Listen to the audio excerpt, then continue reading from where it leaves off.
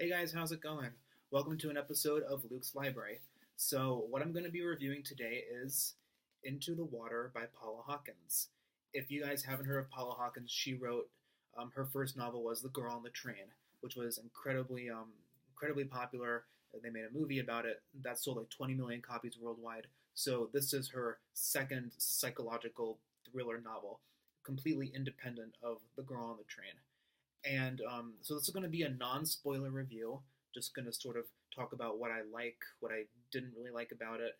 Just just give my overall thoughts. So first, I have to say I thought this book was really good.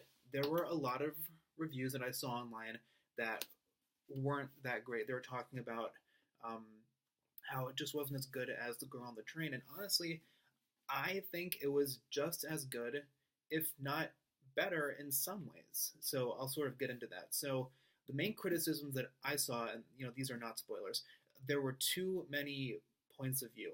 I believe there are like 11 different characters who have their own chapters devoted to them.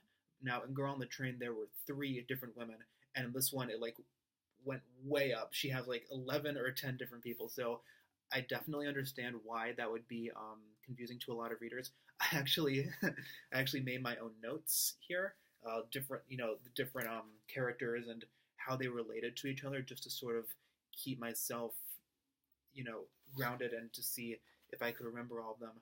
Now, after a while, I didn't have to refer to these notes as much, but at first, it was really helpful just to sort of like um, so many different characters who are interrelated to each other and different families and different spanning different centuries, even all the way back to the oldest characters like from the 1600s. So there are quite a few timelines, characters. So these notes really helped. But I think once we got past the 50, 60 page mark, it really didn't become, it really wasn't that hard, in my opinion, to keep all the characters straight. That was one major criticism I was seeing of this book. Now, let's talk about what I liked. So, just broad overview. This book has a very dark and almost supernatural theme about it. It's this town in England, and it was these people.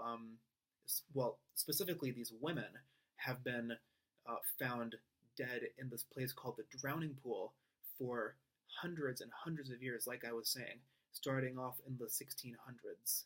So it's a very interesting premise. It's set in England, which is where Paula Hawkins is from, just like The Girl on the Train was set in England.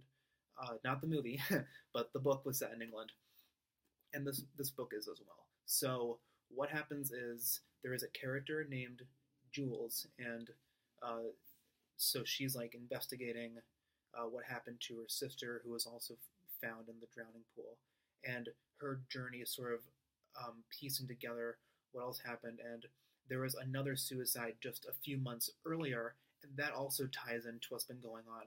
So just a lot of twists, a lot of turns, and a lot of really unexpected themes came from this book. Like definitely how women have been abused and mistreated throughout the centuries, and even up until this day, there is so much inequity how we view women's standards versus men's standards. So that theme was touched on in the book, and I thought that was a really cool idea and was very much needed for this point in time. I think we need books to sort of delve into that further. There were also several other themes that I liked. There was how different people, different like mothers, daughters, fathers deal with grief differently, and I thought it was really cool to see how Paula Hawkins sort of put all that in there, and she really there were several points in this book where I was like feeling so much for these, well, basically these victims, because they're victims too. They lost their family members, so it was very hard. A lot of these chapters I kind of had to step away, take a breather, and be like, whoa, what just happened? So I think that was really great how she integrated all of that as well. As far as characters are concerned, that's sort of, I think, a weakness of this book. I think the characters weren't as fully fleshed as they could have been. A lot of them I felt like were just caricatures. And I really feel like there are some characters, like I was saying, there are so many different points of view in this book that still could have been in the novel, but not really as their own chapters. Like, there are two or three I can think of right off the top of my head, but I don't want to give away any spoilers. So I think that was sort of an issue. She could have sort of cut some characters and fleshed out the ones that were vital to the story. I think that's a big change that she could have made. What else? I also want to touch on the fact that this was a very fast read because there were so many different characters. So each chapter was probably about 3 or 4 pages long, and so it took me about a week to read this book. I could have probably knocked it out a lot quicker, but work and friends and family and whatnot. So just reading what I could, I finished this book in about a week, and that's sort of what I try to do. Sort of finish a book within a week of starting to read it. So, would I recommend this book? Yes, definitely.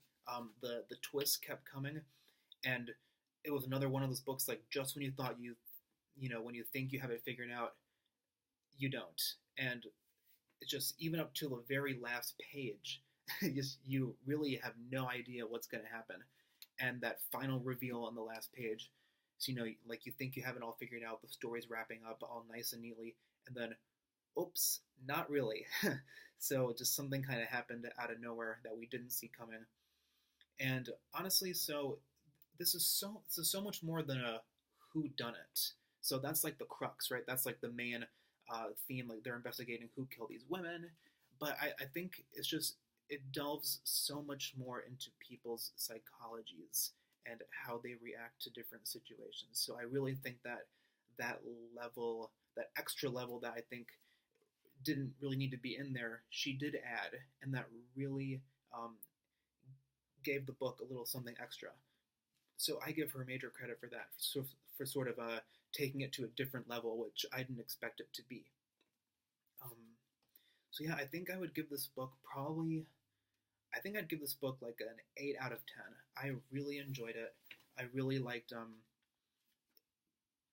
I really felt the need. There were several times when it's like I had to go to bed, but it's like I didn't want to because I really wanted to keep going and to find out what was going to happen next. So any book that can do that, I think, deserves high praise, and this was definitely one of the books. A real page turner. I really enjoyed it. Yeah, I'm going to give it an 8 out of 10. So, yeah, so I would highly recommend it. If you guys like this video, please give me a thumbs up, and if you want to subscribe, I'm going to be trying to put out videos at least once a week, so just subscribe to see more. I'll be doing a lot more book reviews, and just sort of giving you guys an overview of what's out there, trying to bring current books like this one into the water, and also maybe more obscure books that I've, read in the past. So if you guys want to see more, just give me a thumbs up, give me a subscribe, and then I'll see you guys again soon. Bye.